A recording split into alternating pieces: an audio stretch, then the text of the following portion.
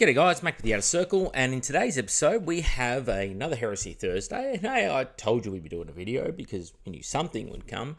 And today we're going to be looking at the Loyalist Herald console, which of course implies resources being spent on a traitor-specific Herald console, just like we had the Loyalist and Traitor Overseer and the Loyalist and Traitor Champion. And I'm sort of at the point now where it's like, do we think this is the best investment of resources? You know, could we not have, I don't know, used any of the existing characters that were designed as heralds / command units that were already sculpted? Okay, the scale might be a bit janky, but, well, that's because Games Workshop keeps changing the scale of things. It's not because the models look terrible. Well, in fact, what I'm going to do is show you those different models and let you decide for yourself which ones do and don't look bad. But, well, the resources were already invested in those miniatures, but now we're sculpting even more. And we're going to do them twice. One for the good guys, one for the bad guys. Aww. Anyway, what do I think of the miniature? What parts do I like?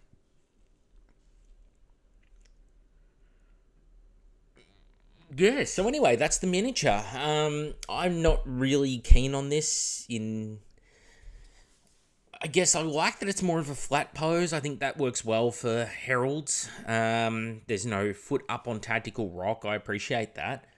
The bionics is kind of a nice touch, although I hope that's an optional leg because I want the option. I don't want to be forced into having to take the bionics. I like my miniatures a bit kind of like in the simple times when I was growing up, when miniatures were posable and they had multiple parts. They weren't just a miniature made of many pieces, which was monopose like today, where you pay extra for the privilege of assembling something that could probably be cast as one piece. Yeah, I am not very blown away by this at all. It's a very mediocre miniature, very, very plain, probably too plain for a console character. It pretty much just looks like stock Mark III with a sash. You know, Malibu Stacy has a new hat. Doesn't mean I hate it, it's just a very, very, like the Loyalist Overseer, it's just such an apathetic, okay, that's a thing, I guess, fine. Yeah, cool, you know, it's doing nothing really for me. Even the different Legion paint schemes here aren't much to write home about. So, I mean, nice that they're showing off some different ones, I guess. Yay. Yeah, no. So, instead of me talking for 10 minutes about how mediocre this model is, let's just go for a quick, look at some of, because there are going to be people who are watching the video who think I'm being very harsh here. But it's a new model. New model good. Like, okay, but let's put away the hype that comes with new model good, okay? See if for a second we can use some critical, rational judgment. I know that's asking a lot from Warhammer players at times. And look at what has been and compare them with this and say, is this an improvement or was this a good use of resources, okay? So, one that's still for sale today is the Mark IV command set. Now, this miniature set actually goes back to the Badab Wars. So, we're talking a 2011-ish, maybe 2010 even, sculpt. So, you might want to pick on it and say, it's not as well sculpted as today. Well, these were hand sculpted, and they were hand sculpted like 13 years ago. So if they're not as good as today, well, so be it. Both of these miniatures, the arms are separate parts of their bodies, so you are not forced into having to use these arms on these bodies. You can swap and change them as you like. And I think the body, especially of the guy on the right here, with the leather straps and the way that the Aquila Eagle is emblazoned across the chest, as well as the cloak over one shoulder with the little Besigue, the little shield, I think that's a good look. I think that's a great look, in fact, and as well as how he holds the helmet in his arm. You could do a lot with this kit, even today. It's showing its age, though. because of the scale creep, which again, not because these models are horribly scaled, but because the new stuff is scaled completely differently, because it's part of how they upsell you on this stuff, right? It's a sleazy Games Workshop tactic, like move everything to a new scale. Oh, now your collection doesn't match up anymore. You better buy all new stuff. And then people will sit there in the comments on videos, in the comments on social media and say, oh, this looks great. Finally, a miniature that suits my new scale army. Yep, you just bought in hook, line, and sinker, you big old idiot. Now, at the same time as this, or just after actually, it was about the second year of the Horus Heresy. So we're talking 2013 era, maybe 2014, but definitely that era. This was a book 2, book 3 era stuff. We had the Mark 3 and Mark 2 command squads come out, both of which feature some pretty cool options. So the Mark 3 squad here, obviously we have a Mark 3, Herald here. And in the Mark III command squad here, we have the lightning bolts across the chest, which is very Great Crusade, Unification era styling. I think the lightning bolts look great. And both the miniatures actually have a longer set of segmented... They're not really tassets, but I'm going to call them tassets. The segmented armor plates that come down off the chest plate, the breastplate of the soldier. Those overlapping plates, they've got lots of them, and they hang a bit lower than they do on other miniatures, as well as having the leather straps behind them, and the little bits of parchment and such on the armor. And I think that's a really good look. The laurel wreath around the helmet, and of course the banner itself with the lightning bolts on there, just begging for a nice big decal to be placed squarely slapped into the middle of the banner. I think it's a very good look, very classy. On the Mark II, what we have is, we have very much like a Roman Vexilia with the eagle resting on the very top of it. And yes, this one also does something kind of similar to that. I get it. It's Romanesque, esque being the key part there. But we got the laurel wreath on the chest of the miniature on the right-hand side. On the left, we actually have the laurel wreath on the gorget, the collar of the breastplate, who's got the obviously the double-handed hammer, but you're not going to use that here. I do like the vertically, or I should say horizontally segmented helmet, the Mark II helmet, which is like the Mark II arms and legs. It's made up of multiple overlapping plates. It's a really good look, very classic, that helmet, and a desirable piece people have used in many conversions, and a commonly 3D printed part today. The guy on the other side has the transverse Mark II crest, so running from front to back instead of left to right. And I think that is, again, a very classic look. Very, that's the more Greek look. The Roman is more of the horizontal crest. And both feature, obviously, a lot of leather straps coming down off the armor around the hips region. And this banner is a little bit more simple in the Mark III, just the single... outer border that you can paint around the outside, painted in red here. And again, I think it's a very classic look. This was one of the earliest tactical rocks as well that he has his foot resting up on top of, I should mention. So again, we're talking a 10-year-old sculpt here, which has been scale crept. Then we moved to Imperial Fists. And the Imperial Fists, this set has now vanished off Games Workshop's website. But we have, obviously, a champion derivative on the left, but let's focus on the guy on the right here. The Raptor Imperialis icon on the right shins, the sort of hawk's head, that is saying this is a veteran who was there during the Unification Wars of Terror, which is pretty cool, because that makes a lot of sense. If he's going to be your banner bearer, your herald, he probably is quite senior in the Legion. So it's showing off the age and experience of some of these guys.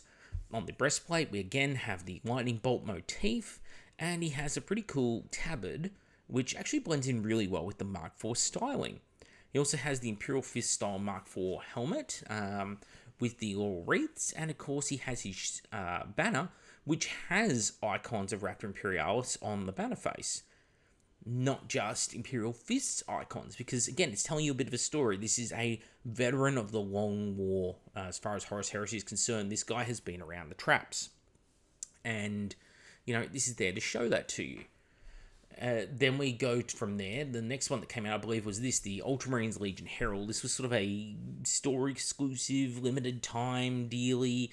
But yeah, here we have a banner icon, which is, well, there's a lot more going on with it. It is very, very Romanesque, even compared to this one with his little loincloth, his napkin tied up on the clothesline to dry after he's done the dishes. No, the Ultramarine Herald here has obviously actual plaques naming different planets or victories that have been fought, and his armor itself is clearly a Mark V armor. It's a bit of a hodgepodge of different marks, weirdly scaled. I think we can all agree the legs look almost like they're cataphracti-sized legs on his Mark V torso, but when you see it in person, it does actually kind of work. But the face is never been the strong suit of this miniature. I love the segmented little strips of armor that make up his turges, the leather sort of straps hanging down from his belt. I think they look really nice. He also has a cloak on the back that you can't really see in this shot, and he's holding, of course, his little gladius in its scabbard out to the side. He also has extra iconography that you can't see on his backpack in this shot. But an interesting take on a Herald. And again, you look at the banner and what's going on there. You've got something for the Legion at the very top of it. Obviously, the Legion icon emblazoned onto that Aquila. Then as you move down, the Legion numerals. Then what company of the Ultramarines he's from. And then the different campaign sort of things. I think they would have been nice little inclusions to have onto here. Even if they were just blank strips of brass with no campaign names on there, but they could have easily, this is a Loyalist, right? So you could add some of the Loyalist campaigns in there quite comfortably that were fought throughout the Horus Heresy, but I digress. Anyway, the next one along is Remus Ventanus, the Saviour of Kelth, who, again, look at the miniature. We've got a lot going on with the armor. He is in a customized sort of set of Mark V here. And the banner itself, we've got the Aquila up the top with the lightning bolts again. We have Legion iconography, fighting for Macragge, blah, blah, blah, blah, blah. And it's very simple, very, very Roman. But it also is, well, it's big, it's tall. So even if it isn't a giant unfurled banner flapping in the breeze, it's the size of the miniature in height.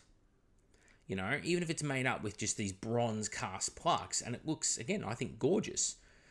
Whereas we compare that to the new one, and it's considerably smaller than that. In fact, if you take away the wingspan of the eagle, his banner is very, very small.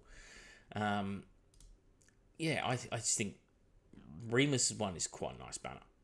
Then we go to Malgus the Twisted, so Horus's equerry, and we've traded a bit of the height for a ton of width on this one, using the Legion's icon itself with the chains and the skulls dangling off it, and of course the way he's sort of leaning and sort of supporting himself on the banner.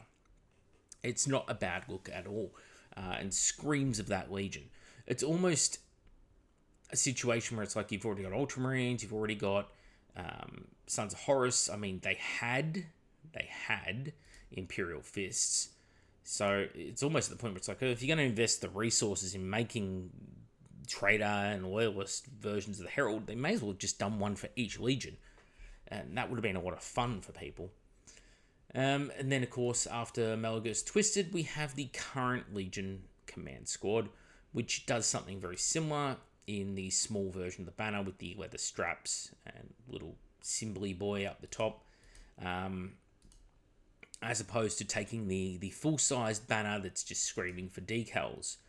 Obviously, different people are going to have different desires in what they want to see in a banner, but I think we can all agree that beyond, unless someone wants to rationalize as saying, well, because in 20 AD, the Romans had a small banner and it was a mark of office or badge of office or whatever, and they want to slap that on a character.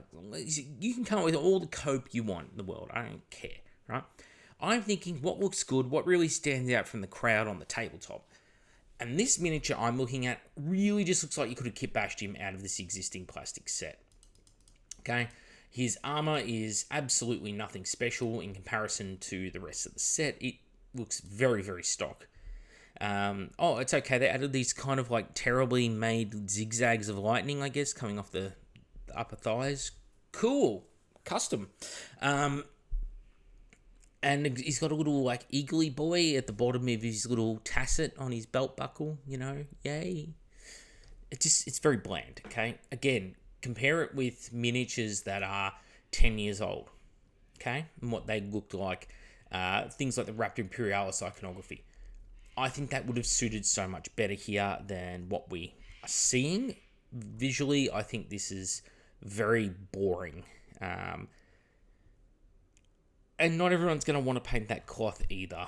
But that's a complaint you could make of many of these other characters. The difference was, though, with ones like this, that arm was very optional. Obviously, you're going to be paying a premium price for this resin miniature. And there's also going to be a trader version of this coming out. If they're true to form, the trader version will probably be the better looking of the two. Because the librarian, which, okay, traders can use librarians as well, but the esoterist looks a lot better than the librarian does. In fact, the only console the Loyalists have that the traders have as well that looks better as a Loyalist sculpt is the Loyalist Legion Champion. That one looks better than the Traitor Legion Champion. But apart from that, the traders have sort of taken it every time because they do more interesting things with it. I think the people sculpting a lot of the Loyalist stuff at Games Workshop, I don't know if they're afraid, to do something more dynamic with the armor. And not even talking posing, I mean just visually distinctive things. I think if they clutter it up too much, maybe they're afraid to look more like the traders do. Like the visual language they're trying to sell us is Loyalists are a blank slate, traders are busy, because in 40k, Loyalists have very plain flat armor, traders are covered in gold trim. I don't know what it is. But on the whole, very underwhelming miniature. And I'm sure there are people out there who have nothing but love for this miniature and will tell me how I'm wrong 10 ways to Sunday. That's cool. That's your take. I've got my take. You do you. But yeah, especially coming off, the amount of trim and features we saw on the Overseer coming to this is very boring. And a Herald is supposed to be quite a senior figure in the Legion who's earned quite a place of respect and honor. They should be covered in campaign badges and things to denote their seniority within the Legion. These guys have been around the traps. Their Mark V armor is very suitable to these characters, customized armor, because they have been through many conflicts and their armor probably gets damaged all of the time. It's just interesting. Whereas the stock Mark III look that's very much this miniature has doesn't work for me. Yeah. Anyway, that's it. That's me, Mac with the Outer Circle. Thank you all for watching. Leave your thoughts and comments below. And if you do really like it, explain to me in depth why you like it and why it's great. I am genuinely curious to see what people come up with. Doesn't mean I'm going to agree with your reasoning, but I'm willing to hear it out. Anyway, see you next episode.